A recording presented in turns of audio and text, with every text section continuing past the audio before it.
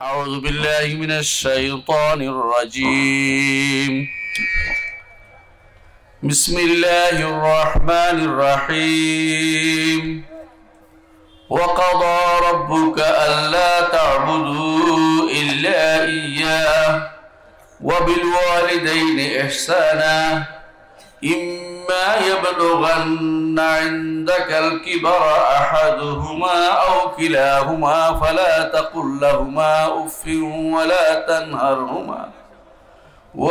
تنهرهما وقل لهما قولا كريما واخفض لهما جناح الذل من الرحمة وقل رب ارحمهما كما ربياني صغيرا ربكم أعلم بما في نفوسكم إن تكونوا صالحين فإنه كان للأوابين غفورا.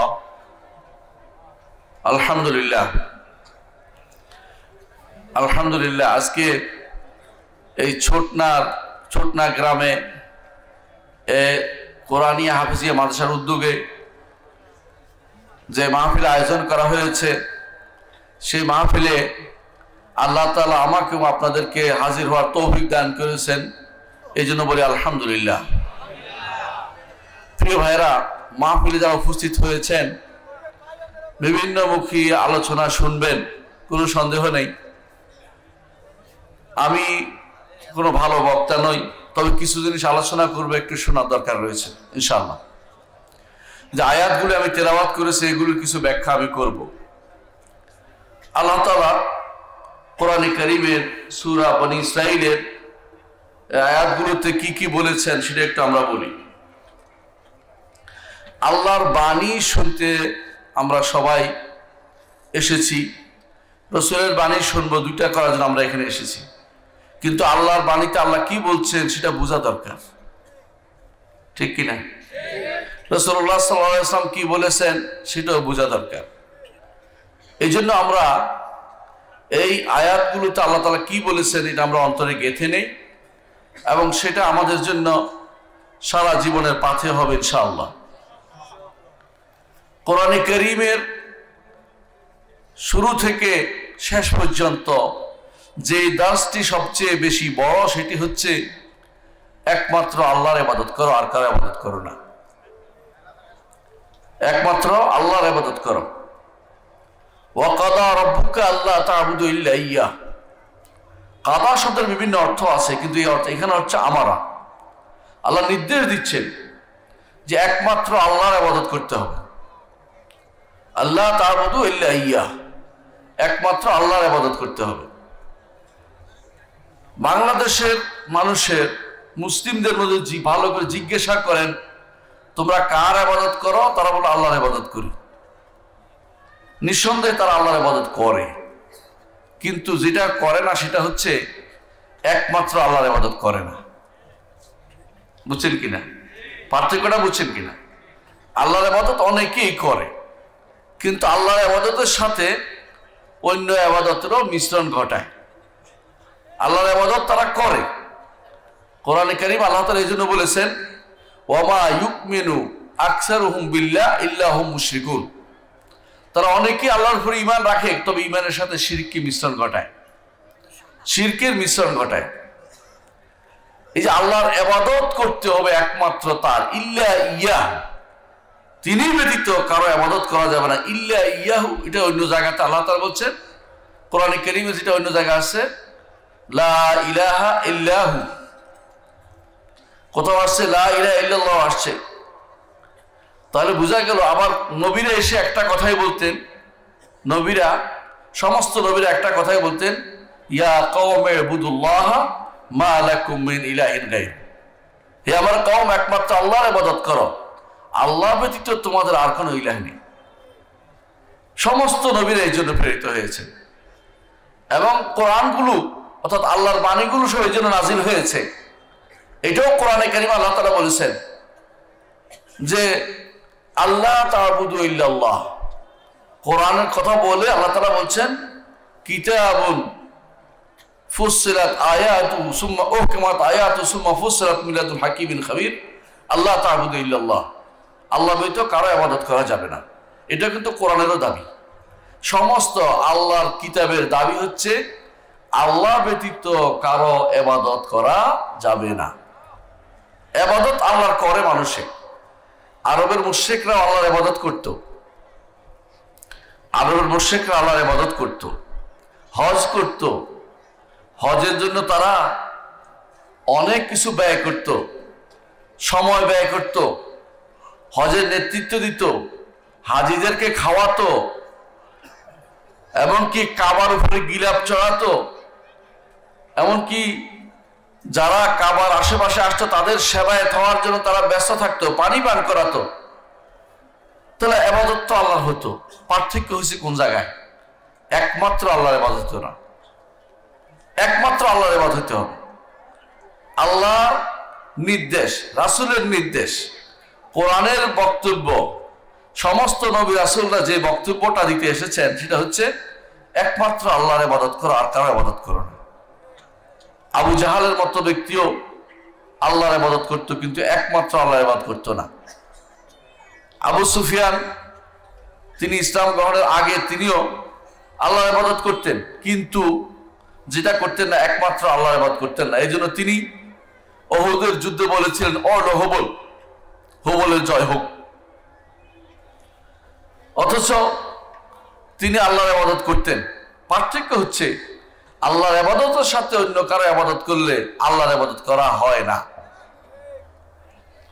কারণ রাসূলুল্লাহ সাল্লাল্লাহু আলাইহি ওয়াসাল্লাম বলেছেন, হাদিসে কুদসিতে আল্লাহ তাআলা বলেন, হাদিসে কুদসিতে আল্লাহ তাআলা বলেন, আনা আগনা শুরাকা আনি শিরক মান আমিলা আমালান আশরাকা ফীহি মাই গায়রি তারাকতুহু ওয়া শিরকা। আনা আগনা শুরাকা আনি শিরক, শরীক যারা করে তাদের থেকে অংশ নেওয়া থেকে আমি মুক্ত। আমি ধনী, ধনী বুঝেন না, আমরা বলে ধনী। আমি অমুখাপেক্ষী, কোনো অংশ নেওয়া থেকে আমি অমুখাপেক্ষী। আল্লাহ তাআলা বলছেন কোনো কিছু তিনি অংশ নিবেন না, তাকে দিতে হলে পুরোপুরি দিতে হবে। সালাত তার জন্য পড়তে হবে, যাকাত তার জন্য দিতে হবে। সালাত যদি কোনো অন্য কারোর জন্য পড়েন, যাকাত যদি আল্লাহর জন্য দেন, হজ আল্লাহর জন্য করছেন, সওম অন্য কারোর জন্য রাখছেন, আল্লাহ তাআলা কোনোটাই নিবেন না, কোনোটাই নিবেন না। একটা শিরিক পাওয়া গেছে, বাকি সবগুলি বাদ হয়ে গেছে। আপনার জীবনের সমস্ত আমল বরবাদ হয়ে গেছে। হজ করে আসছেন, হজ করে আসছেন, কষ্ট করে আসছেন, ইবাদত করে আসছেন, রাত্রি জেগে আপনি তাহাজ্জুদ গুজার, তাহাজ্জুদ পড়েন, কিন্তু জীবনের শেষ মুহূর্তে এসে একটা শিরিক করেছেন, আপনার জীবনের সমস্ত আমল বরবাদ হয়ে গেছে। এবং এই কেন বরবাদ হয়েছে? কারণ আল্লাহ তাআলা অংশ গ্রহণ করেন না। ওই আমল বরবাদ হয়েছে, তার সমস্ত আমল বরবাদ হয়ে যায়। শিরিক সমস্ত আমলকে নষ্ট করে দেয়। সেই জন্য প্রত্যেকটি মানুষের উচিত যেন শিরিক না হয়, একমাত্র আল্লাহর ইবাদত হয়, এইটা যেন বাস্তবায়ন করে। ইবাদত কার হবে? আল্লাহ, তিনি ব্যতীত কারো ইবাদত করা যাবে না। কেন আল্লাহ তাআলা সূরা সাবার 22 নম্বর আয়াতে 22-23 নম্বর আয়াতে কথাটা বলেছেন? কুল উদউল লাযিনা জাআমতুম মিন দুনিল্লাহ, হে নবী আপনি বলে দিন, তোমরা যাদেরকে আল্লাহ ব্যতীত তোমাদের বিশাল বিশাল ক্ষমতার অধিকারী মনে করেছো, লা ইয়ামলিকুনা মিসকালা যাররাতিন ফিস সামাওয়াতি ওয়ালা ফিল আরদ, আসমান এবং জমিনের এক বিন্দুরও তারা মালিক নয়। আপনি তো মনে করে বসে আছেন আপনার আশেপাশে বড় বড় যে সমস্ত মাজার আছে, যে সমস্ত ওলি আল্লাহরা আছে, ওরা অনেক কিছুর মালিক। এমনকি কখনো কখনো শোনা যায় তারা বলে মৃত্যুর পরে ওলি আল্লাহদের ক্ষমতা নাকি আরো বেড়ে যায়। নাউজুবিল্লাহ। লা ইয়ামলিকুনা মিসকালা যাররা, যে ব্যক্তি যার মালিক নয় সে দাসত্ব দাবি করতে পারে না। আল্লাহ তাআলা আপনার মালিক কিনা? আল্লাহ আপনার মালিক কিনা? সন্দেহ আছে? সন্দেহ থাকলে তো ঈমান নাই, সন্দেহ থাকলে তো ঈমান নাই। আল্লাহ অবশ্যই আপনার মালিক। এজন্য আপনি বলেন কি? মালিকিন নাস, মানুষের মালিক কে? আল্লাহ। মানুষের মালিক হচ্ছেন আল্লাহ। মানুষের স্রষ্টা কে? আল্লাহ। মানুষের পরিচালক কে? আল্লাহ। দুনিয়ার বুকে কোনো কিছুর মালিকানা পেতে হলে, কোনো কিছু যদি কোনো কাউকে দাবি করা হয়, তাহলে হয় মালিক হইতে হয়। এই মোবাইলটা আমার, কারণ আমি মালিক, তাই তো? এই জন্য আল্লাহর ইবাদত ছাড়া অন্য কারো ইবাদত করা যাবে না, কারণ আল্লাহই আপনার মালিক। মালিকের সেবা করা, মালিকের নির্দেশ মেনে চলা, মালিক যেখানে সেবা করতে বলছে সেই সেবাটা করা, এটা হচ্ছে আপনার জন্য কর্তব্য, ফরজ। মনিবার মালিকের সম্পর্ক বুঝেন? এখন বুঝেন না। একটা সময় ছিল দাস প্রথা ছিল। তখন কি করা হতো? দাসের দায়িত্ব হচ্ছে মনিবের সন্তুষ্টি বিধান করা।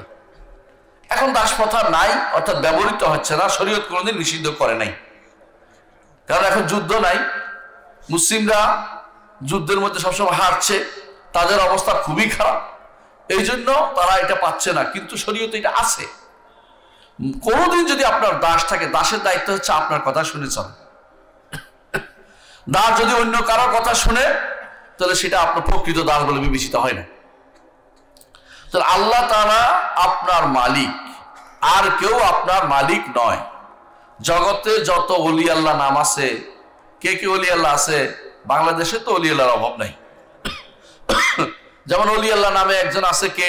শাহজালাল, শাহ পরাণ। আমি জানি না পরাণ শব্দটা কেমনে আরবদের ভিতরে ঢুকে গেল। নাকি প্রাণ ছিল না ব্রাণ ছিল? কারণ শাহ পরাণ তো আরবি নাম হইতে পারে না। পরাণ শব্দের আরবি নাম হয়? আরবি নাম হইতে হয় কি করে? আবার চট্টগ্রামে আছে বাইজিদ বুস্তামি, গরিবুল্লাহ শাহ, অমুক শাহ তমুক শাহ। শাহের কোনো অভাব নাই, সবটি শাহ। শাহ অর্থ জানেন কিনা? শাহ অর্থ বাদশাহ। ওরা কোথাকার বাদশাহ? কিছুরই মালিক না, অথচ কিন্তু বাদশাহ। এরা বেশিরভাগ আবার নামের শেষে চিশতি লেখে, কারণ এই পূজার সিস্টেমটা চিশতিয়া তরিকা সবচেয়ে বেশি।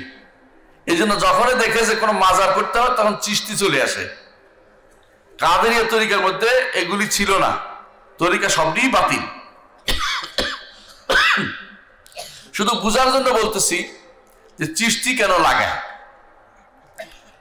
এরা যারা এই যে আব্দুল কাদের জিলানী বলেন, তারপরে খাজা মহিউদ্দিন চিশতি বলেন, অথবা শাহজালাল বলেন, শাহপরাণ বলেন, এরা কি দুনিয়ার কোনো কিছুর মালিক? মালিককে আল্লাহ।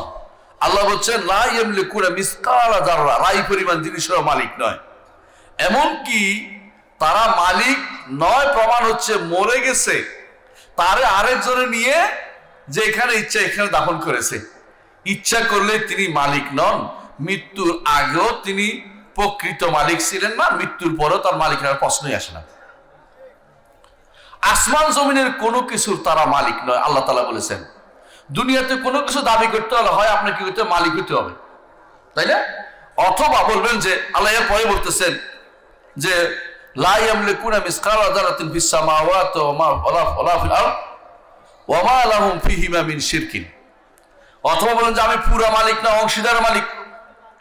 দুনিয়ার বুকে কোনো কিছুর অংশও মালিক না, কোনো ব্যক্তি মালিক হতে পারে না। সবকিছুর মালিক কে? আল্লাহ। আল্লাহ ব্যতীত কেউ কোনো কিছু অংশেরও মালিক না, একটা অংশেরও সে মালিক না।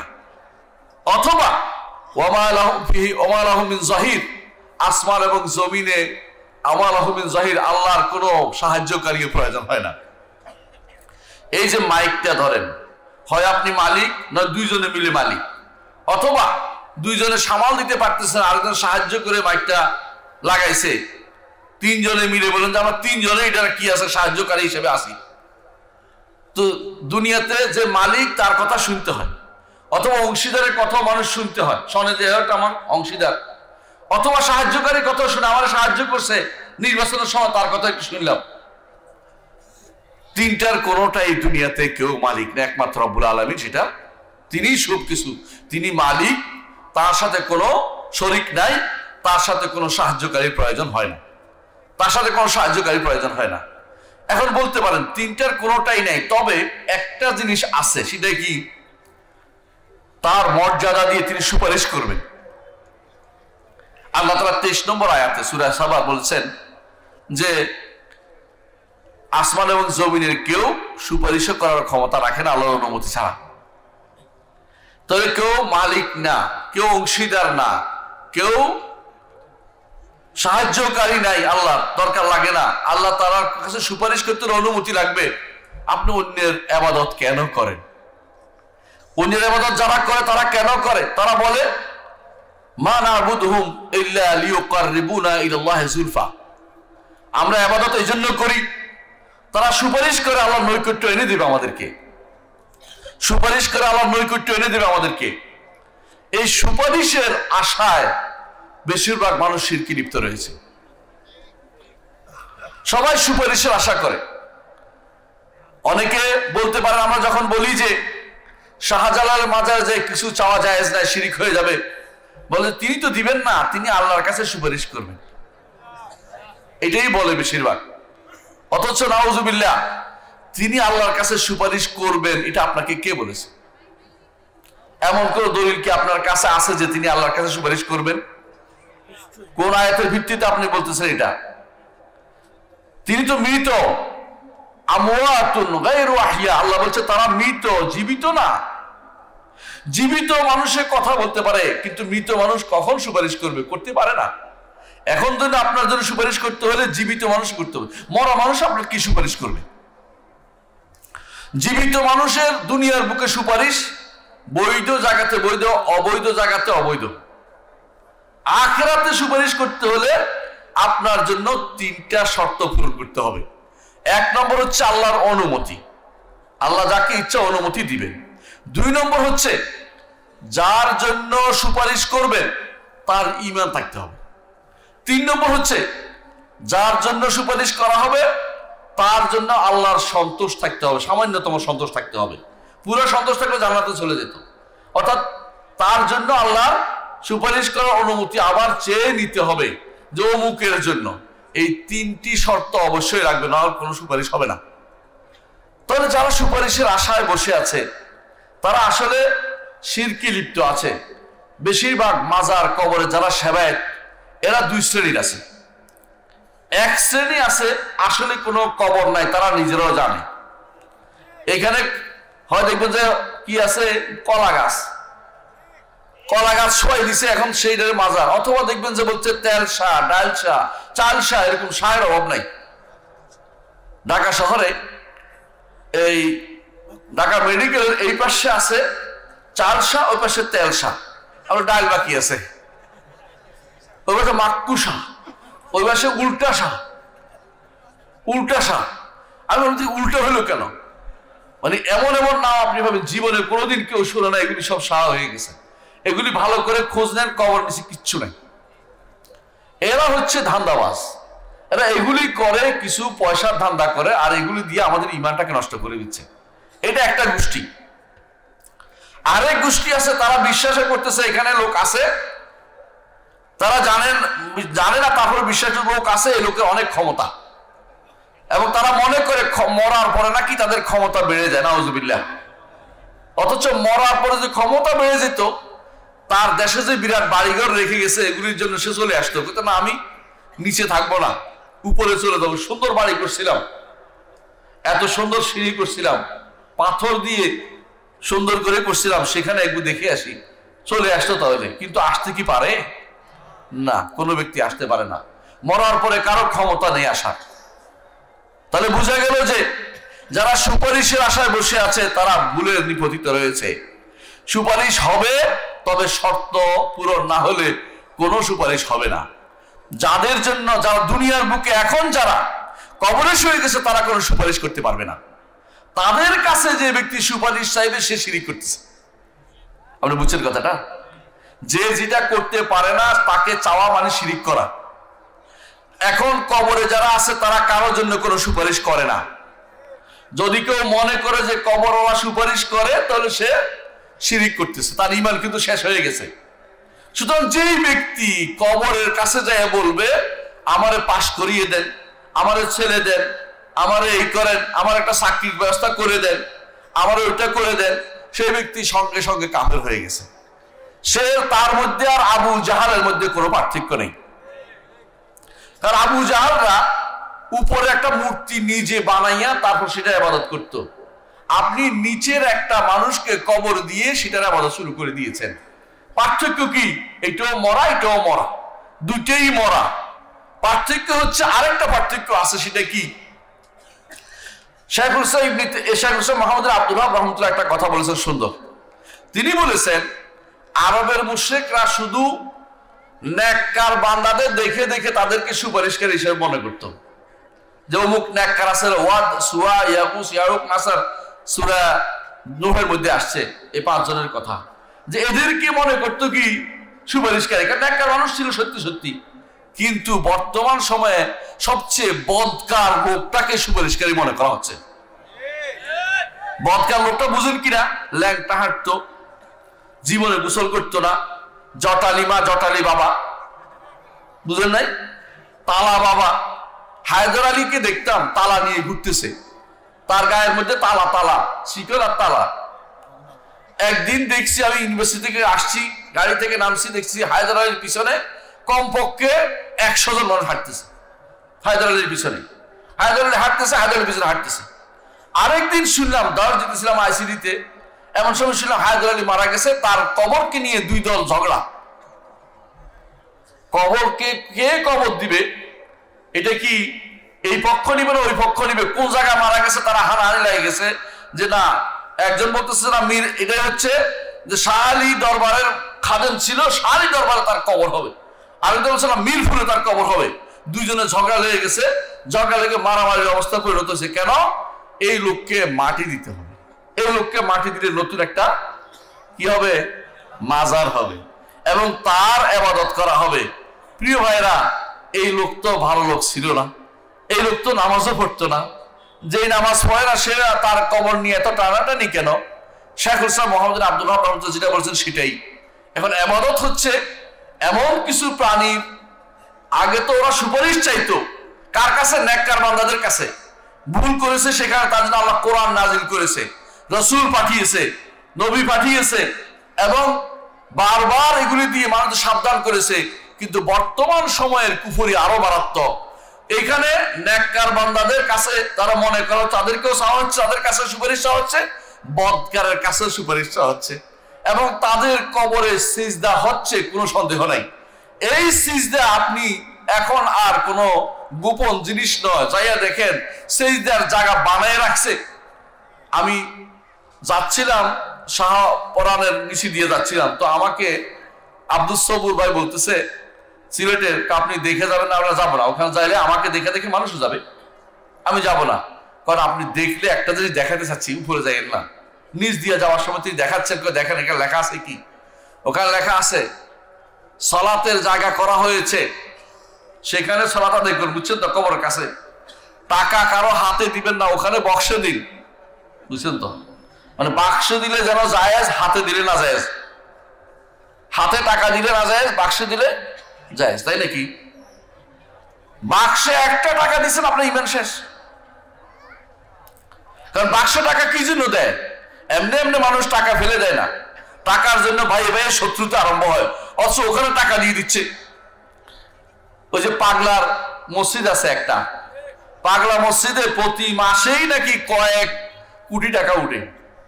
এত টাকা উঠে যে এটা গণার জন্য লোক লাগাইতে হয়, এটা গণার জন্য। তো পাগলার মসজিদের কি সমস্যা? মসজিদে তো ইবাদত করা করে না, পাগলার ইবাদত করতেছে। আমি আমার ওস্তাদকে একদিন বললাম মদিনার, যে ওস্তাদ জি, মাঝে মধ্যে মসজিদের মনে ইবাদত কর না, তুমি ভালো করে খেয়াল করো, ওখানে কোনো না কোনো একটা কিছু আছে, শুধু মসজিদের ইবাদত কেউ করে না। পরে আমি ভালো করে দেখলাম যে হ্যাঁ, যে কোনো এরকম মসজিদে টাকা দিচ্ছে মানুষ, সেখানে কোনো না কোনো মানুষের কি আছে, কোনো ব্যক্তির নামে হওয়ার কারণে সেটা টাকা দিচ্ছে মানুষ, এর অর্থ এখানে শিরিক করা হচ্ছে। আমাদের এলাকাতে একটা মসজিদ, শাহ সাহেবের মসজিদ আছে, ওরা চিনে, ওরা আমার সামনে যারা আসছে অনেকে আসছে ওখান থেকে। ওখানে দেখবেন যে প্রতি শুক্রবারে শত শত হাজার হাজার টাকা মিষ্টি সিন্নি কত কিছু পড়তেছে, হিসাব নাই। কি জন্য পড়তে? মসজিদের জন্য পড়তেছে না, ওই শাহ সাহেবকে কেন্দ্র করে সেটা হচ্ছে, যে শাহ সাহেবের মসজিদ। এখানে পাগলার মসজিদ, পাগলার মাজার, পাগলির মাজার, জটালি মায়ের মাজার, জটালি বাবের মাজার, জটের মাজার, জট অবস্থা, এগুলিকে কেন্দ্র করে যেগুলি হচ্ছে, প্রিয় ভাইয়েরা, এগুলি কি ইমানদারের কাজ? ইমানদার এগুলি করতে পারে? আল্লাহ তাআলা নির্দেশ দিয়েছেন এই জন্য, ওয়াকাদা রাব্বুকা আল্লা তা'বুদু ইল্লা ইয়্যাহ, একমাত্র আল্লাহর ইবাদত করো, তার ব্যতীত আর কারো ইবাদত করো না। ওয়া বিল ওয়ালিদাইনি ইহসানা, দ্বিতীয় নির্দেশ হচ্ছে পিতা মাতার প্রতি সৎ ব্যবহার করতে হবে। পিতার মাতার প্রতি সৎ ব্যবহার করতে হবে। দেখুন, আল্লাহর পরেই পিতা মাতার নির্দেশ আল্লাহ নিজে দিচ্ছেন। পিতা মাতার প্রতি যদি সৎ ব্যবহার হয়, পিতা মাতার কথা শুনতে হবে। যতক্ষণ পর্যন্ত শরিয়া বিরোধী না হবে, পিতা মাতার কথা শুনতে আপনি বাধ্য। পিতা মাতার কথা শোনা নফল সালাত, নফল সওম, নফল যাবতীয় ইবাদতের থেকে বেশি ফরজ। বুঝলেন কিনা? নফল ইবাদত থেকে বেশি গুরুত্বপূর্ণ। কিন্তু যদি ওয়াইন জাহাদাকা আলা আন তুশরিকা বিমা লাইসা লাকা বিহি ইলমুন ফালা তুতি'হুমা, যদি পিতা মাতা বলে জোর করে যে শিরিক করো, সেটা শোনা যাবে না। পিতা মাতা যদি বলে 10টা টাকা অমুক মাজারে দিয়ে আসো, সেটা শোনা যাবে না। অমুক মাজারের জন্য মানত করলে, অমুক মাজারের জন্য 10 টাকা দিলে, অমুক মাজারের খাদেম যদি পিতা হয়ে যায়, তাহলে সেটা আপনার শোনা যাবে না। সেটা শুনলে আপনার ঈমান চলে যাবে। এইটা শুনলে আল্লাহ তাআলার ইবাদতের বিরোধিতা হয়ে যাবে, আল্লাহ তাআলার দাসত্বের বিরোধিতা হয়ে যাবে। একমাত্র দাসত্ব আল্লাহর চলবে।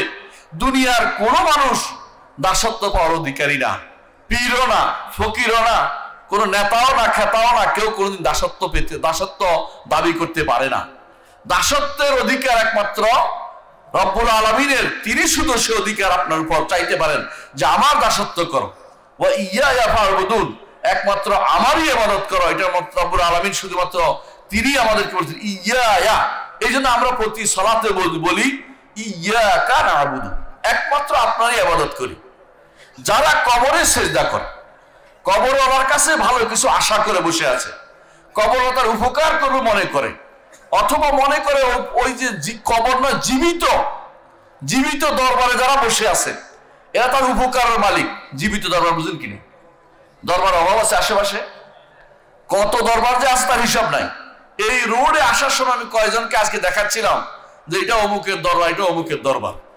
এই দরবারগুলোতে যারা বসে আছে, আপনার যদি কোনো বেশি ধারণা থাকে দরবারের লোকটা আমার কোনো উপকার করতে পারে, প্রিয় ভাইয়েরা, আপনি কিন্তু মনে করবেন যে এইটা মুহাম্মদুর রাসূলুল্লাহ সাল্লাল্লাহু আলাইহি ওয়াসাল্লাম যেটা করতে পারেনি, সেটা আপনি দরবারের লোকের কাছে দাবি করতেছেন। হ্যাঁ, দুনিয়ার বুকে একটা উপকার মানুষ করতেই পারে। সেটা কি?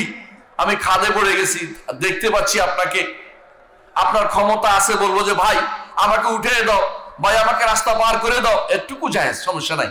জায়েজ নাই কোনটা? যেটা আপনার ক্ষমতা নাই, 1, অথবা আপনি উপস্থিত নাই, 2, অথবা আপনি শুনতে পাচ্ছেন না, তারপর আমি ডাকছি, 3। উভয় কারণে, এই সমস্ত কারণে যতগুলি ডাক হবে সবগুলি শিরকি আহ্বান ছাড়া আর কোনো কিছু নয়। কেউ যদি মনে করে দরবারের হুজুরে তার সন্তানের ব্যবস্থা করে দিতে পারে, সেই ব্যক্তি মুশরিক ছাড়া কিছুই নয়, সেই ব্যক্তি বড় ধরনের মুশরিক। সুতরাং আল্লাহর ইবাদত করবেন, পিতামাতার প্রতি সৎ ব্যবহার করবেন। ওয়াবিল ওয়ালিদাইনি ইহসানা, পিতামাতার প্রতি সৎ ব্যবহার করছেন, কিন্তু পিতামাতা যদি শিরকের অর্ডার দেয়, সেটা মানা যাবে না। সৎ ব্যবহার কাকে বলে? পিতামাতার প্রতি। পিতামাতার প্রতি সৎ ব্যবহার একটা তুলনা হচ্ছে, উদাহরণ হচ্ছে, পিতামাতা যদি মনে করে যে আমার সন্তান সে যা বলে খুব গরম, আমার কথা শুনতে চাচ্ছে না, কিভাবে যদি বুঝাই, এরকম চিন্তা ভাবনা যদি পিতামাতা করে, তাহলে বুঝতে হবে আপনি পিতামাতার অবাধ্য সন্তান, সৎ ব্যবহার করেন নাই। সৎ ব্যবহার ওই সময় হবে পিতামাতা আপনার সম্পদ ব্যবহার করবে, আপনার বাড়ি ব্যবহার করবে, আপনার গাড়ি ব্যবহার করবে, আপনার পয়সা খরচ করবে, নির্দ্বিধায় কোনো চিন্তা করবে না। তখন হচ্ছে আপনি পিতামাতার প্রতি সৎ ব্যবহার করেছেন। পিতামাতা কেন এটা বললাম? রাসূলুল্লাহ সাল্লাল্লাহু আলাইহি ওয়াসাল্লাম বলেছেন, আনতা ওয়া মালুকা লিআবিকা। এক ছেলে এসে বলল, ইয়া রাসূলুল্লাহ, আমার বাবা আমার সম্পদ নিয়ে যেতে চায়, রাসূল বললেন তুমি এবং তোমার সম্পদ সবই তোমার বাবার, সবই তোমার বাবা। সেই জন্য অনেকে আমাদের কাছে ফোন করে বলে মাঝে মধ্যে যে আমার বাবা আমার সম্পদ ছোট ভাইকে দিয়ে দেয়, বোনকে দিয়ে দেয়। আমি বলি যে তোমার সন্তুষ্টি সেখানে থাকা উচিত যেখানে তোমার বাবার সন্তুষ্টি রয়েছে। রেদার রব্বে ফি রেদাল ওয়ালিদাইন, হাদিসে রাসূলুল্লাহ সাল্লাল্লাহু আলাইহি ওয়াসাল্লাম বলেছেন আল্লাহর সন্তুষ্টি সেখানে, পিতামাতার সন্তুষ্টি যেখানে।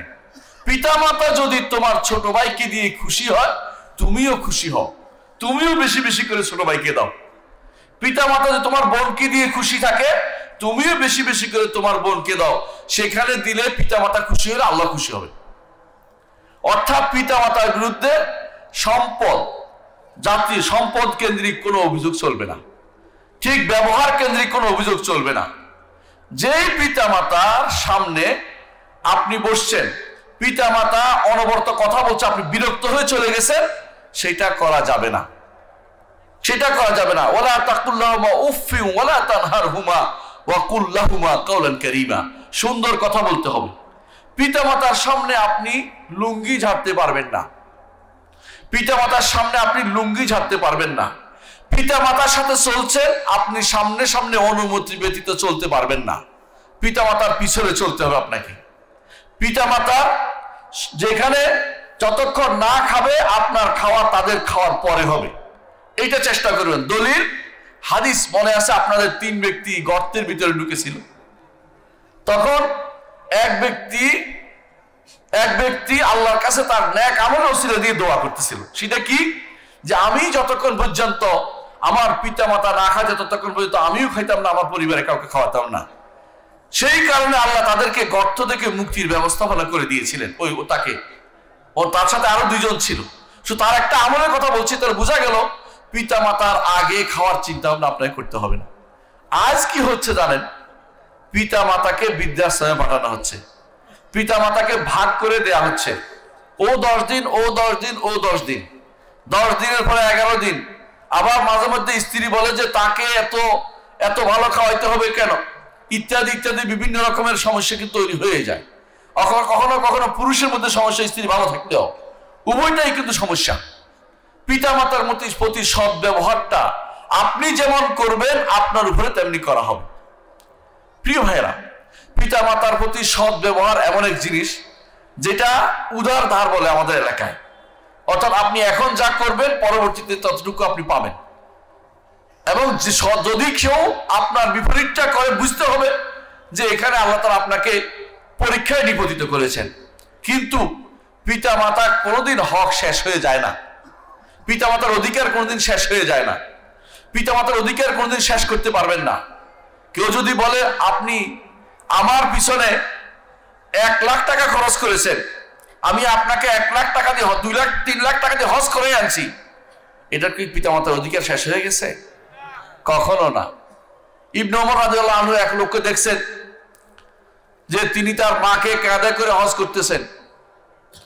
তাকে দেখে ইবনে ওমর রাদিয়াল্লাহু আনহুকে দেখে ওই লোক বললেন, ইয়া ইবনে ওমর, হে ইবনে ওমর, আমি কি আমার পিতামাতার অধিকার হক আদায় করতে পেরেছি? তিনি তখন বললেন যে না, তোমার মায়ের একটা দীর্ঘশ্বাসও তুমি এখন আদায় করতে পারো নাই। ওয়ালা জাফরাতা মিন জাফরাতিহা, একটা দীর্ঘশ্বাসও তুমি আদায় করতে পারো নাই। পিতামাতার প্রতি এই ব্যবহার আপনার থাকতে হবে যে পিতামাতা খেলে আমি খাইলাম, পিতামাতার সন্তুষ্টিতে আমার সন্তুষ্টি। এটা ঈমানদার মাত্রই আল্লাহর পক্ষ থেকে এইভাবে বলা হয়েছে, ওয়াবিল ওয়ালিদাইনি ইহসান। ঈমানদার মাত্রই সেটা বুঝতে পারে যে আল্লাহর পক্ষ থেকে এইভাবে আমাদের নির্দেশ দেওয়া হয়েছে। সুতরাং ইহসান হচ্ছে সর্বোচ্চ সদ্ব্যবহার। সমান সমান হলে আদল। পিতামাতা 1 লাখ টাকা দিচ্ছে, আপনি পিতামাতাকে 10 লাখ টাকা দিচ্ছেন, এইটা হচ্ছে আদল ইনসাফ। কারণ কি, যেই সময়ে পিতামাতা আপনাকে 1 লাখ টাকা দিয়েছেন সেই সময়ে আপনাকে বাঁচানোর চিন্তা করেছেন তিনি, আর এখন আপনি চিন্তা করছেন বাবা কোন দিন মরে যাবে, তারপরে তিনি খালি হবে, এই চিন্তা অনেকের মাথায় থাকে। কিন্তু সেই সময় পিতামাতা চেয়েছে আমার এই সন্তান কিভাবে জীবিত থাকবে, সকাল না বিকাল না শুধুমাত্র দৌড়াইছে সন্তানকে কিভাবে বড় করে মানুষ করবে, সেটার প্রতিদান কোনোদিন কেউ দিতে পারবে না, কোনোদিন কেউ দিতে পারবে না। এই জন্য পিতামাতার মধ্যে সদ্ব্যবহার আল্লাহ নির্দেশ দিয়েছেন। তারপর আল্লাহ তাআলা বলছেন ওয়াকফিদ লাহুমা জানাহা যুল্লি মিনার রাহমা, দয়ার সর্বোচ্চ ডানা তুমি তাদের জন্য বিছিয়ে দাও। আপনার সব পিতামাতার উপরে উঠতে পারবে না। ওয়াকফিদ অর্থ হলো স্বর নিচু কর, এক অর্থ। জানাহা যুল্লি মিনার রাহমা, রহমতের ডালি বিছিয়ে দাও তাদের জন্য। রহমত যেভাবে হয়, দয়ার সর্বোচ্চ কথাটা খেয়াল রাখতে হবে। কোন কথায় তাদের কষ্ট হয়, কোন কথায় তাদের ক্ষতি হচ্ছে, কোন জায়গায় তাদের সমস্যা হচ্ছে, এই পুরো জিনিসটা আপনার দেখার দরকার। কেন? আবার মনে করিয়ে দিচ্ছে ওয়াকুর রব্বির হামহুমা কামা রব্বায়ানি সগীরা। আর বলুন, হে রব, হে রব, আপনি দয়া করুন আমার পিতা মাতাকে, যেভাবে আমাকে ছোট কালে তিনি লালন পালন করেছেন। অনেকে মনে করে এই দোয়া বুঝি মরার পরে। না, এই দোয়া দুনিয়া থাকতেও দোয়াটা করবেন। কেন দোয়াটা করবেন? আপনি সব ইচ্ছা করলেও পিতামাতার সাথে ভালো ব্যবহার করতে পারবেন না। অনেক কিছু আপনার বাকি থাকবে, অনেক ব্যস্ততার কারণে করতে পারবেন না। দোয়া করলে আল্লাহ তাদেরকে ভালো রাখবেন, সুস্থ রাখবেন, সুস্থ করে দিবেন, তাদের জন্য উত্তম ব্যবস্থাপনা করে দিবেন, আপনাকে তাদের সত্যিকারের সেবক বানিয়ে দিবেন। এই জন্য বলবেন কুর রব্বির হামহুমা কামা রব্বায়ানি সগীরা। তারপর আল্লাহ তাআলা বলছেন রব্বুকুম আ'লামু বিমা ফি নুফুসিকুম, আল্লাহ তাআলা তোমাদের অন্তরে কি আছে তা তোমাদের অন্তরে কি আছে ভালো করে জানেন। তোমাদের অন্তরে কি আছে ভালো করে জানেন। ইন তাকুনু সালিহিনা ফাইন্নাহু কানা লাওয়াবিনা গফুরা। অন্তর ভালো আছে, কিন্তু তার পিতা মাতা তারপরেও উল্টাপাল্টা বকে, সারাদিন বকে। আল্লাহ তাআলা সেই বকার কারণে আপনার বিরুদ্ধে কোনো কাজ করবেন না, কারণ আপনি যেহেতু চাচ্ছেন সব নত দিয়ে, তারপরেও তিনি উল্টাপাল্টা বকতেছেন, কিছু হবে না এটাতে, কারণ আপনার অন্তরের খবর তিনি জানেন। অন্তর যদি ঠিক থাকে তিনি আপনার জন্য সব লিখবেন, বদদোয়াটা আপনার বিরুদ্ধে যাবে না, বদদোয়াটা আপনার বিরুদ্ধে যাবে না। খারাপ কিছু বললেও সেটা আপনার বিরুদ্ধে যাবে না, কারণ আল্লাহ তাআলা আপনার অন্তরটা দেখবেন। আল্লাহ তাআলা মানুষের অন্তরও দেখে, আমলও দেখে, শুধু অন্তর না, অন্তরও দেখে, আমলও দেখে। আল্লাহ তাআলা দেখছেন যে আপনি অন্তর পরিচ্ছন্ন আছে, মুখেও ভালো বলছেন, তারপরেও তিনি খুশি না। আল্লাহ তাআলা এই নাখুশির কারণে আপনাকে কষ্ট দিবেন না, কারণ আল্লাহ তাআলা বলেছেন যে ইন্নাহু কানা লিল-আওয়াবিনা গফুরা, যারা আল্লাহর দিকে ফিরে আসে আল্লাহ তাদেরকে ক্ষমা করে দিবেন। এরপর আল্লাহ তাআলা বলছেন ওয়া আতিজাল কুরবা হাক্কাহু ওয়াল মিসকিন ওয়া ইবনাস সাবিল ওয়া লা তুবাযযির তাবযীরা। আতিজাল কুরবা হাক্কা, আত্মীয়দের হক আদায় করতে হবে। নিকট আত্মীয়দের হক, নিকট আত্মীয়দের হক এখন সবচেয়ে কম আদায় করা হয়। একটা সময় ছিল যখন মানুষ বিভিন্ন অকেশন উপলক্ষে বাড়িতে যাইতো, পিতা মাতার সাথে দেখা করতো, আত্মীয় স্বজনের বাড়িতে যাইতো। এখন যান্ত্রিক জীবন এত বেশি বেড়ে গেছে, মানুষ কখনো আর আত্মীয়তার সম্পর্ক খোঁজ নিতে তাদের সময় থাকে না। অনেক সময় অহংকার করে বলে এত ব্যস্ত যে দাদার বাড়ি চিনি না, চাচার বাড়ি চিনি না। এটা অহংকারী কথাবার্তা। এই ব্যস্ততা চলতে পারে না। অবশ্যই এরা যারা, এরা আত্মীয় নয়, এরা হচ্ছে একান্ত ফরজকার, দাদার বাড়ি চাচার বাড়ি দেখা ফরজ। কিন্তু অন্য যারা আছে, মামা নানা খালা, ওগুলিকে দেখা তো আপনার আত্মীয়ের ভিতরে পড়ে। এদেরকে যদি খোঁজ না নেন তাহলে আপনি আল্লাহর নির্দেশ অমান্য করলেন। আল্লাহ তাআলা বলেছেন আতিজাল কুরবা হাক্কা ওয়াল মিসকিন, মিসকিনদের দিকে তাকাতে বলেছেন, ওয়া ইবনাস সাবিল, এবং যারা মুসাফির আছে তাদের দিকে তাকাতে বলছে, ওয়ালা তুবাযযির তাবযীরা, বিনা কারণে অর্থ নষ্ট করা যাবে না। অর্থ নষ্ট কখন হয়? হারামে হলেই অর্থ নষ্ট, সেটা কম হোক বেশ হোক। আর হালালে আল্লাহ নির্দেশিত জায়গায় যতই দিবেন অর্থ নষ্ট বলা হবে না। আবু বকর রাদিয়াল্লাহু আনহু এক যুদ্ধে সব দিয়ে দিয়েছেন, এটা অর্থ নষ্ট বলা হয় নাই। আবার যদি কোনো অন্য জায়গাতে একটা হারাম জায়গাতে কেউ ব্যয় করে, সেটা অর্থ নষ্ট বলা হবে, ইসরাফ বলা হবে, তাবযীর বলা হবে। কারণ ইন্নাল মুবাযযিরিনা কানু ইখওয়ানাশ শায়াতিন ওয়া কানা শায়তানু রাব্বিহি কাফুরা। যারা হারামে ব্যয় করে শয়তানের ভাইতারা, যারা ইসরাফ ব্যয় করে শয়তানের ভাইতারা, যারা হারামে ব্যয় করে, হালাল কাজে ব্যয় করছে না, হারামে ব্যয় করছে, শয়তানের ভাইতারা। আর শয়তান তো রবের জন্য কুফরি করে। এরপর আল্লাহ তাআলা বলছেন ইবনে সাবিলকে তো দিতে হবে, মুসাফিরকে দিতে হবে, গরিবদেরকে দিতে হবে। অনেক সময় আপনার কাছে টাকা থাকে না, কি করবেন? ওয়া ইম্মা তুরিদান্না আনহুম ইবতিগা রাহমাতিন মির রাব্বিকা তারজুহা ফাকুল লাহুম কাওলাম মাইসুরা। যদি দিতে না পারেন তাদেরকে, তাহলে সুন্দর কথা বলেন। কিভাবে সুন্দর কথা বলবেন? বলবেন যে আল্লাহ চায় তো, যদি আল্লাহ আমাকে দেয় ইনশাআল্লাহ আপনাকে দিব। এই জন্য আপনি বলেন যে এখন আপনি আমাকে একটু ছাড় দেন, অন্যদের দেখেন, অন্য জায়গায় দেখেন। সুন্দর করে বলতে হবে, ধমক দিয়ে কথা বলা যাবে না। কোরআনে কারীম অন্য আয়াতে আল্লাহ তাআলা বলেছেন আম্মা সাইলা ফালা তানহার, যে চায় তাকে ধমক দিবেন না। ঠিক যে চায় না কিন্তু আপনার নিকট আত্মীয় অথবা আপনার কাছের লোক, আপনি জানেন যে সে অভাবী, ওই লোককেও আপনি ধমক দিতে পারবেন না। সেই লোককে আপনি সুন্দর করে বুঝিয়ে বলবেন যে আসুক আমাদের কাছে, অবশ্যই আসলে আপনাকে দিব। মুহাম্মদ রাসূলুল্লাহ সাল্লাল্লাহু আলাইহি ওয়াসাল্লামের কাছে যাই আসতো কোনোদিন কাউকে ফেরত দিতেন না। যখনই কেউ আসতো চাইতে তিনি কি বলতেন? নাই, তারপর বলতে অপেক্ষা করো, আল্লাহ যদি মিলিয়ে যায় তোমাকে দিব। এটা রাসূলুল্লাহ সাল্লাল্লাহু আলাইহি ওয়াসাল্লামের আদর্শ ছিল। আপনিও সেরকম আদর্শ আপনাকে রাখতে হবে যে আল্লাহ দিবে আমাকে, তখন আপনাকে দিব, কিন্তু তাকে নিরাশ করতে পারবেন না, বিমুখ করতে পারবেন না। আল্লাহর পক্ষ থেকে এটা আল্লাহ আমাদের প্রতি নির্দেশ দেওয়া হয়েছে। আরো কি বলেছেন? ওয়ালা তাজাল ইয়াদাকা মাগলুলাতান ইলা উনুকিকা ওয়ালা তাবসুতহা কুল্লাল বাসতি ফাতাকুদা মালুমান মাহসুরা। দান করার ক্ষেত্রে, খরচের ক্ষেত্রে মিতব্যয়ী হও। একেবারে গলা বন্ধ করে রাখছে, কাউকে কিচ্ছু দেবে না, নিজেও খাবো না, এটা যেন না হয়। আবার যখন খরচ করতে গেছো একেবারে দেউলিয়া হয়ে গেছো, এইটাও নিষেধ করা হয়। তবে ভালো কাজে দিলে দেউলিয়া হয় না, এটা আগে বলেছি। এটা হলো ব্যক্তিগত খরচের ক্ষেত্রে বলা হচ্ছে। ব্যক্তিগত খরচের ক্ষেত্রে এমন যেন না হয় যে আমি কিছুই প্রয়োজনীয় খরচ করব না, অথবা এমন যেন না হয় যে আমি প্রয়োজনীয় খরচ নয় যেটা অপ্রয়োজনীয় সেখানে যে সেটাখানে আমি অত প্রয়োজনীয় খরচের ভিতরে বাড়তি বাড়তি জিনিস কিনে ঘর সংসার পূর্ণ করে ফেলবো, এটাও শরীয়তে বলে না। কারণ আপনার সম্পদ এটা অবশ্যই আপনার হেফাজতের দায়িত্ব রয়েছে, নষ্ট করার অনুমতি আল্লাহ তাআলা দেন নাই। আল্লাহ তাআলা এরপর বলছেন ইন্না রাব্বাকা ইয়াবসুতু রিজকা লিমান ইয়াশা, আল্লাহ তাআলা যার জন্য ইচ্ছা তার জন্য রিজিক প্রশস্ত করে দেন। ওয়া ইয়াকদির, এবং কখনো কারোর জন্য ইচ্ছা তিনি কমিয়ে দেন। ইয়াকদির অর্থ এখানে কমিয়ে দেয়া, কমিয়ে দেয়া। ইন্নাহু কানা বিইবাদি খাবীরাম বাসীরা, আল্লাহ ভালো করে জানেন কাকে সম্পদ দিতে হবে, দিলে সে কাফের হয়ে যাবে না। আল্লাহ ভালো করে জানেন কাকে সম্পদ দিলে সে হালালে ব্যয় করবে, সেই অনুসারে আল্লাহ সম্পদ দান করেন। সম্পদ চাইলে অনেকে সার সম্পদ চায় নাই, পায় নাই বলে অনেকে আবার কাফের হয়ে যায়, কিন্তু কাফের হওয়ার জায়গা নয় এটা। আল্লাহ তাআলা ভালো জানেন যে সম্পদ কাকে দিতে হবে, তিনি যতটুকু মঞ্জুর করেন এর বাইরে কেউ কোনোদিন পাবে না। সুতরাং তিনি যেটা মঞ্জুর করেছেন সেটাই আমাদেরকে গ্রহণ করতে হবে। তিনি জানেন বান্দার ব্যাপারে, তিনি ভালো করে জানেন। খবীর ও বাসীর, খবীর ও বাসীর তিনি, অর্থাৎ বান্দার সম্পর্কে তিনি ভালো খবর রাখেন, কাকে সম্পদ দিতে হবে। বাসীর, তিনি সবকিছু দেখছেন, তাকে খবর সম্পদ দিতে হবে তিনি জানেন। এরপর আল্লাহ তাআলা বলছেন ওয়ালা তাকতুলু আওলাদাকুম খাশিয়াতা ইমলাক, খরচ দিতে পারবো না, খাওয়াতে পারবো না, অভাব খাওয়াইতে পারবো না, এই আশায় সন্তান হত্যা করো না। সন্তান হত্যা কি করে মানুষ? করে। কিভাবে করে জানেন?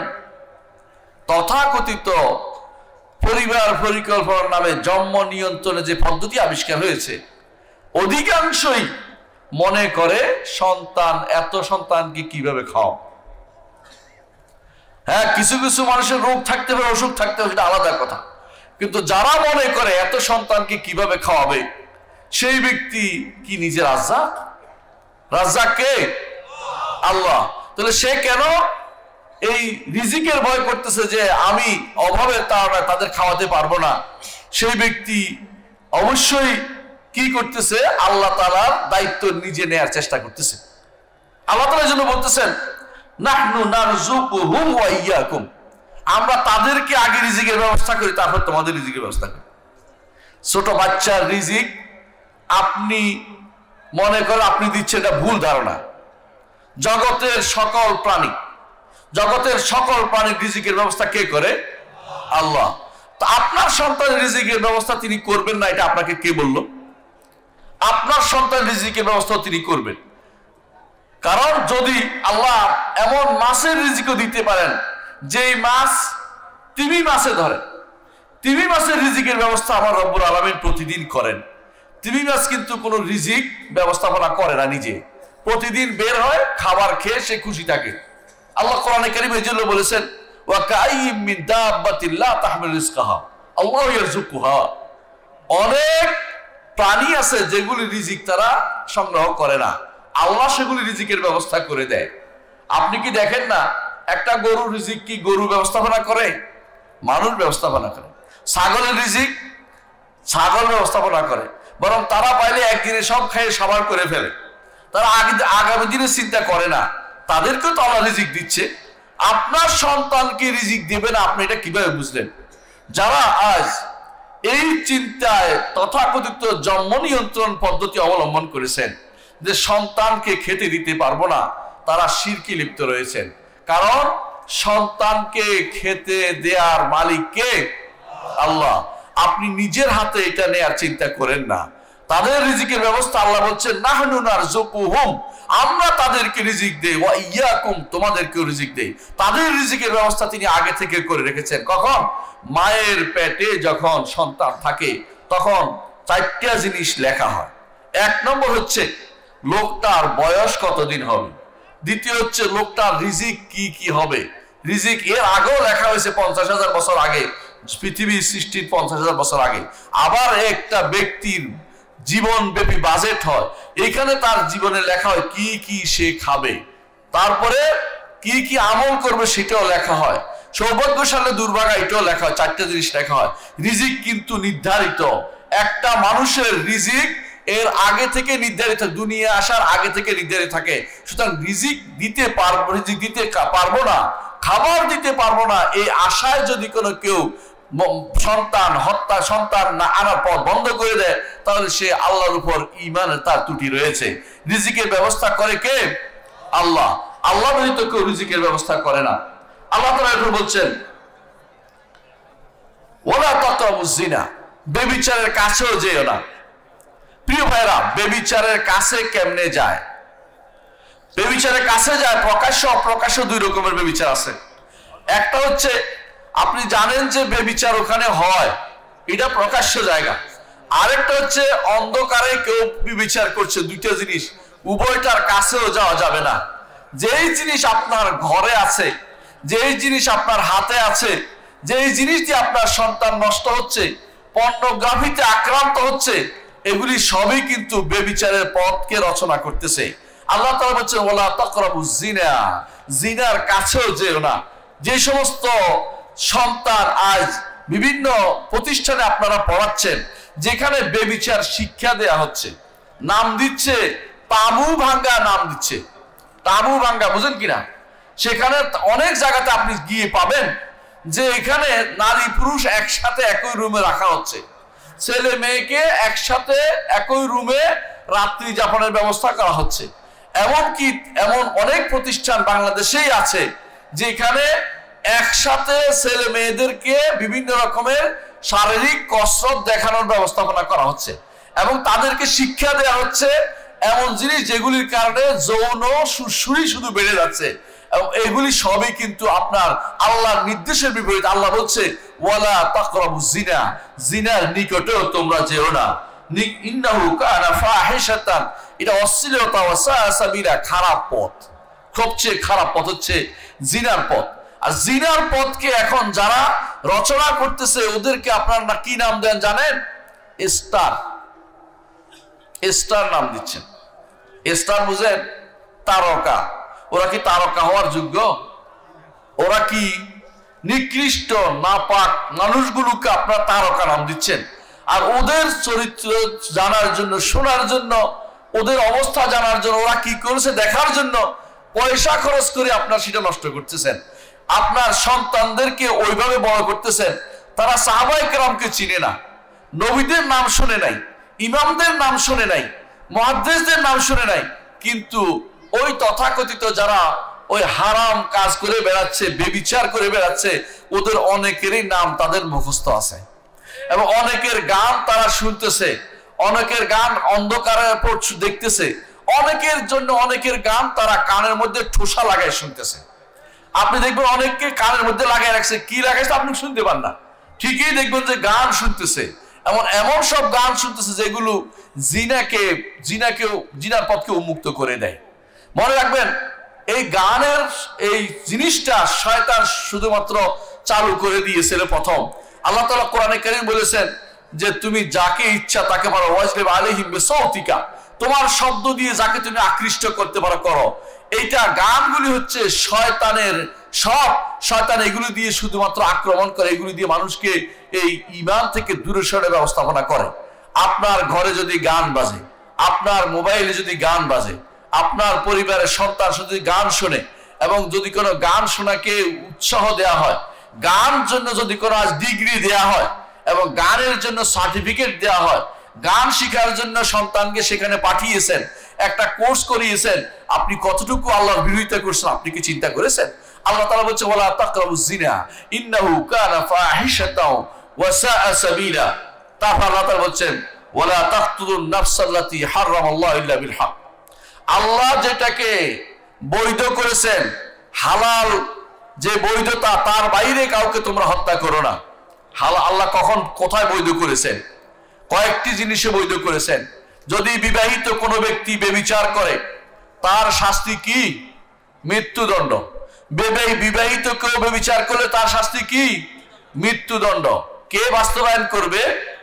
রাষ্ট্র, ব্যক্তি নয়। রাষ্ট্র, ব্যক্তি নয়। অনুরূপভাবে কেউ যদি ইসলাম পরিত্যাগ করে অন্য ধর্মে চলে যায় তার শাস্তি কি? মৃত্যুদণ্ড। কে বাস্তবায়ন করবে? রাষ্ট্র, ব্যক্তি নয়।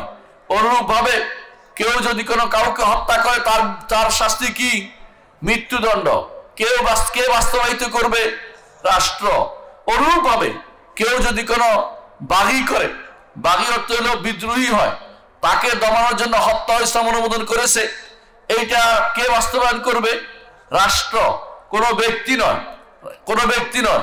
কেউ যদি কোনো বিদ্রোহ করে, কেউ যদি কোনো খারেজি হয়, রাষ্ট্রের বিরুদ্ধে আলাদা হয়, ইসলামী রাষ্ট্রকে ভিন্ন করতে চায়, তাকে হত্যা করার অনুমতি রাষ্ট্রপ্রধানকেও শরীয়ত দিয়েছে। এই পাঁচটির বাইরে আর কোথাও কেউ কাউকে হত্যা করার অনুমতি নাই। সুতরাং যারা হত্যা করছে, যারা বিভিন্ন জায়গাতে হত্যা করছে, গাড়ি দিয়ে হোক অথবা ঘায়েল করে হোক, অপরাধ করে হোক, নিরপরাধ মানুষকে হোক, তারা কিন্তু আল্লাহর নির্দেশের বিরোধিতা করছে। আল্লাহ বলছে ওয়ালা তাকতুলু আন-নাফসাল্লাতী হারামাল্লাহু ইল্লা বিল হক ওয়া মান কুতিলা মাজলুমান ফাকাদ জাআলনা লিওয়ালিহি সুলতানান ফালা ইউসরিফ ফিল কতল ইন্নাহু কানা মানসুরা। যাকে অবৈধভাবে হত্যা করা হয়েছে তার ওলিকে আল্লাহ সাহায্য করবেন, এখানে ওয়াদা করেছেন।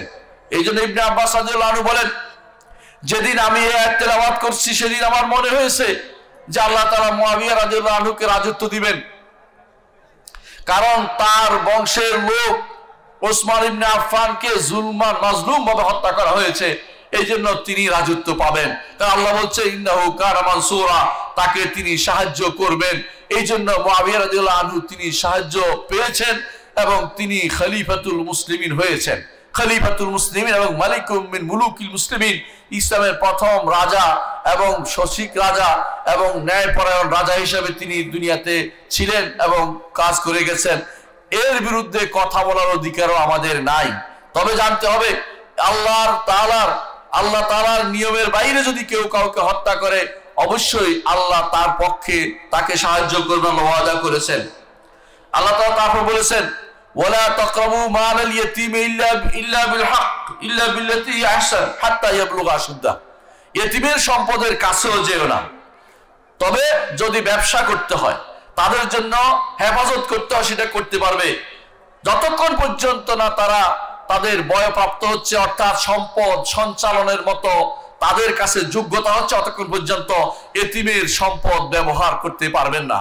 আপনি শুধু তাদের সম্পদটাকে খরচ করতে এটাকে ব্যবসায় খাটিয়ে বড় করতে পারবেন, কিন্তু খরচ করে শেষ করে ফেলবেন, এটা করা যাবে না।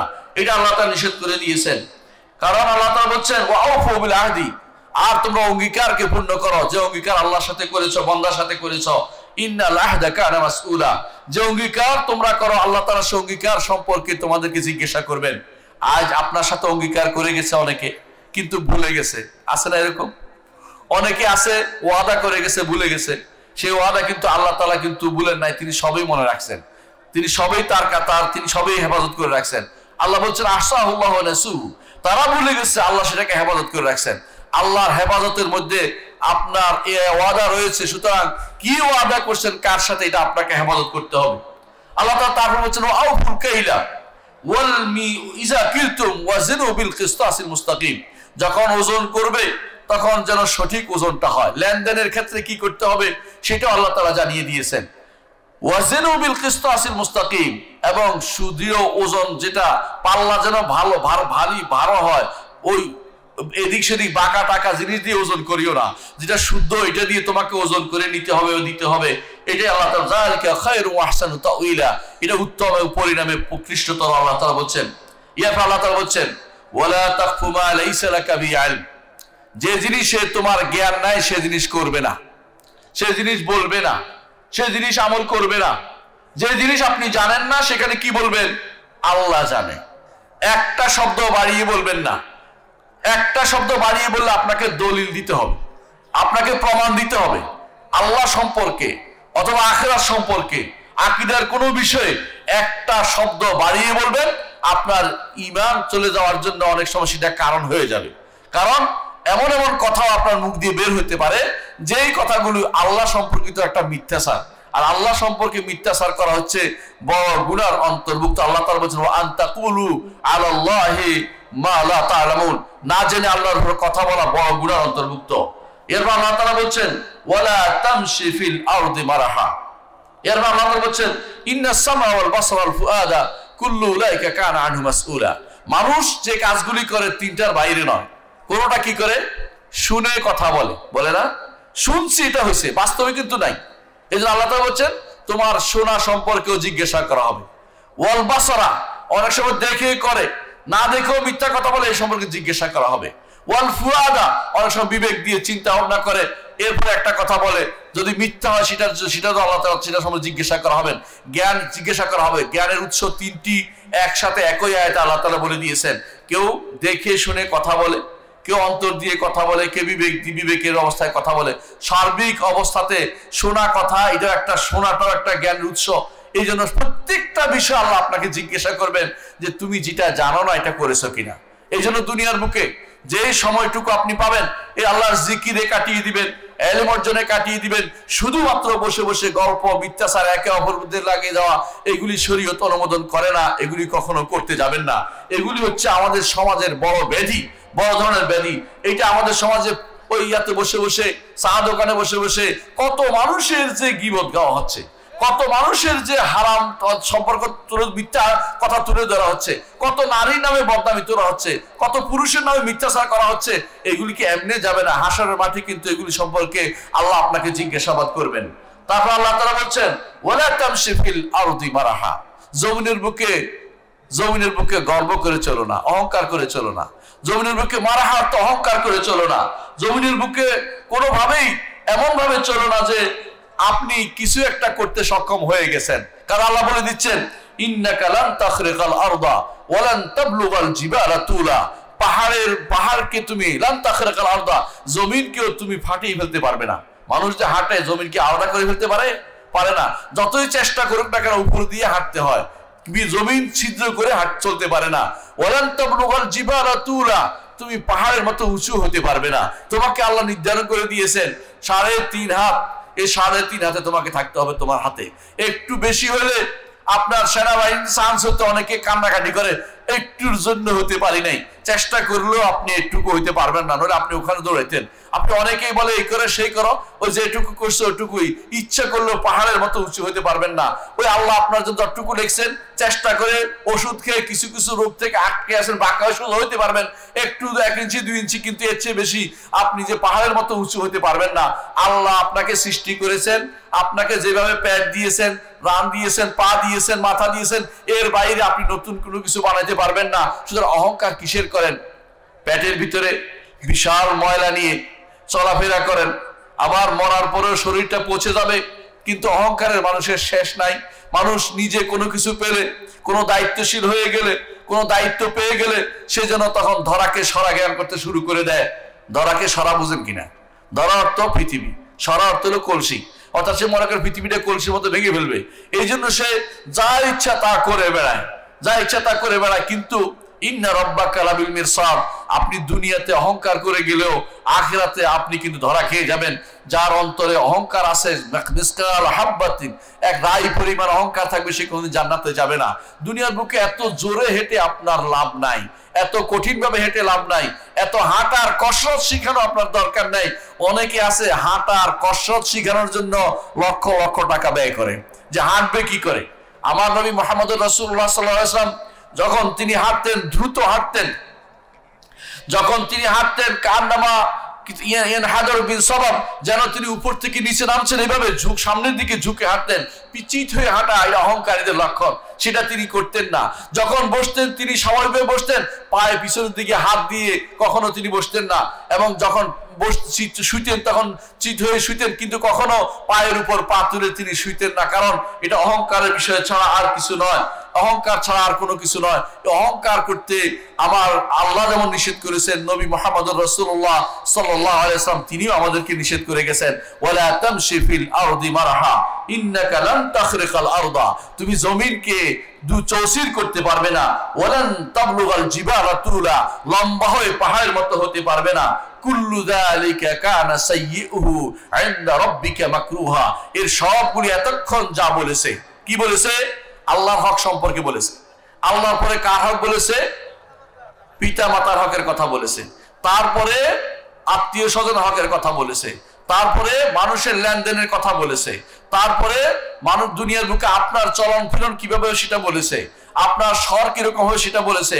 এই সবগুলি বলার পর আল্লাহ তাআলা বলছেন, কুল্লু যালিকা কানা সাইয়্যুহু ইনদা রাব্বিকা মাকরুহা, এই যা এতক্ষণ আল্লাহ তাআলা আমাদেরকে জানিয়েছেন, এগুলির বিপরীতটা করা হলে, আল্লাহর নির্দেশের বিপরীতটা করা হলে সেটা হবে আল্লাহর কাছে সবচেয়ে হারাম কাজ, সেটা গ্রহণ করা হবে না। সুতরাং ঈমানদারদের উচিত এই সূরা কোন সূরা? সূরা বনী ইসরাঈলের, সূরা বনী ইসরাঈলের যে আয়াতগুলো আমি তেলাওয়াত করেছি, ব্যাখ্যা করেছি, অর্থাৎ 23 নম্বর আয়াত থেকে শুরু করে 38 নম্বর আয়াতের ব্যাখ্যা আপনারা পড়বেন, জানবেন। আমার তাফসিরের মধ্যেও পড়তে পারেন, এর বাইরে ইবনে কাসির রাহমাতুল্লাহ আলাইহি তাফসিরও আপনি পড়বেন। আপনি দুনিয়াতে কিভাবে চলতে হবে আপনাকে সুন্দর একটা ফর্মুলা দেয়া হয়েছে। আপনাকে বলতে আল্লাহর সাথে কেমন আচরণ হবে, পিতা মাতার সাথে আলাদা করে কেমন আচরণ হবে, সমাজের মানুষের সাথে কেমন আচরণ হবে, এবং আপনার ব্যবহার, আচার ব্যবহার, আপনার পরিবারের সাথে কি আচরণ হবে, সন্তানের সাথে কি আচরণ হবে, সবগুলি আমার রব্বুল আলামিন আপনাকে এই সূরার আয়াতগুলোতে শিক্ষা দিয়ে দিয়েছে। সুতরাং আজকে আমাদের পাথেয় হোক যে আমরা কোরআন শিখবো এবং রাসূলের হাদিস অনুসারে চলবো, এবং কোরআনে কারীমকে আমাদের জীবনের প্রতিটি মুহূর্তে রবিআ কুলুবিনা, অন্তরের বসন্ত বানাবো।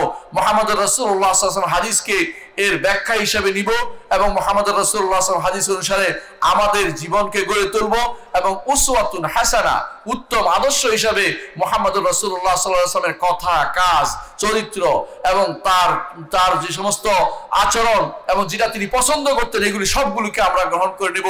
এই চিন্তা, এই কথাটি আমরা অবশ্যই মাথায় আজকে থেকে জায়গা করে নেব। আল্লাহ আমাদের বুঝার তৌফিক দান করুন। আমি আর বক্তব্য দীর্ঘ করছি না। সুবহানাকাল্লাহু ওয়া বিহামদিকা আশহাদু আল্লা ইলাহা ইল্লা আনতা আস্তাগফিরুকা ওয়া আতুবু ইলাইক। আসসালামু আলাইকুম ওয়া রাহমাতুল্লাহি ওয়া বারাকাতুহু।